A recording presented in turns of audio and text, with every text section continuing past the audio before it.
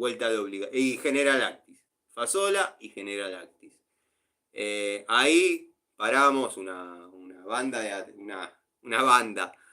una patota de atorrantes, entre ellos, bueno, el querido Rocky, que su pronóstico no es para nada favorable, la verdad no es para nada favorable, pero bueno, la viene peleando, la viene luchando, yo creo que, y quizás suene feo y hasta suene fantástico, pero fantástico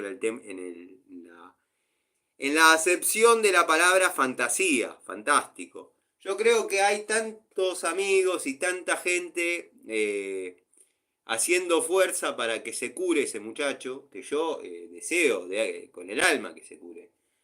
Pero ya tiene daños neurológicos. Y hay tanta gente deseando que se recupere que no lo están dejando irse. Porque yo sé que, por la confianza que tengo con él, que yo sé lo que él hubiese preferido ante determinada situación que por ahí uno habla con un amigo, quizás con un café de por medio. Hay amigos con los que uno filosofa y habla mucho y dice, si a mí me pasara esto, si a mí me pasara lo otro. Y yo sé que, primero que no estamos en una edad de decir cosas que no sean convicciones personales. O sea, no somos pibes de 18 años que decimos, porque yo de verdad me quiero morir. No, o sea, somos tipos que ya tenemos una edad, una experiencia y bueno, lo que decimos lo decimos convencidos. Y hemos tenido charlas en donde, bueno, yo les decía, deja de fumar, que ya que dejó con los años, qué sé yo, pero bueno, todo eso le está jugando en contra con el tema respiratorio, que no puede respirar por su propio medio. Y él me decía, vos que hablás, vos me vas a decir que esos anteojos que todavía te siguen sirviendo, vos tenés que ir de vuelta y hacerte medir, a ver si hay que corregir para bien o para mal.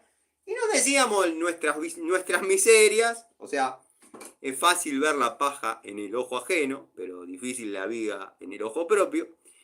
Y bueno, nada, cuestión que yo sé lo que él hubiese preferido al verse en esta situación. Pero creo que hay tanta gente deseando que verdaderamente salga adelante que no lo dejan ir. Y bueno, me duele mucho decir esto, porque la verdad que la vida no me ha dado demasiada familia, pero me ha dado muy buenos amigos a los cuales él pertenece. ¿A qué iba con todo esto? Resumí, pues me voy por las ramas, vieron cómo soy. No estoy cargando nafta en la YPF, pero volvemos a la punta. En una época había un programa que se llamaba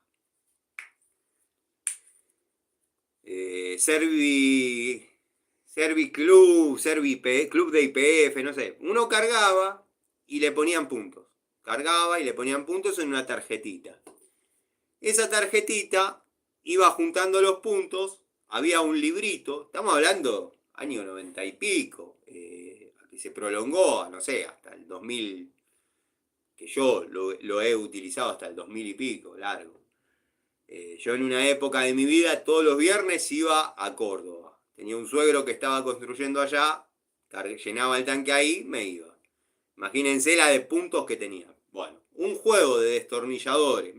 Todo esto para decir, un juego de destornilladores Tramontina, de los celestes, que andan dando vueltas. Estoy viendo si veo alguno para ejemplificar con la unidad en la mano.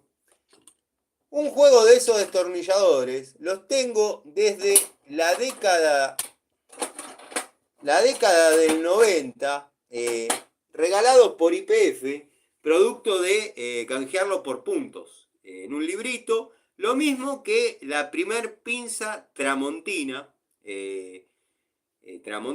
también la canjeé por puntos mediante el sistema Club de YPF o algo así.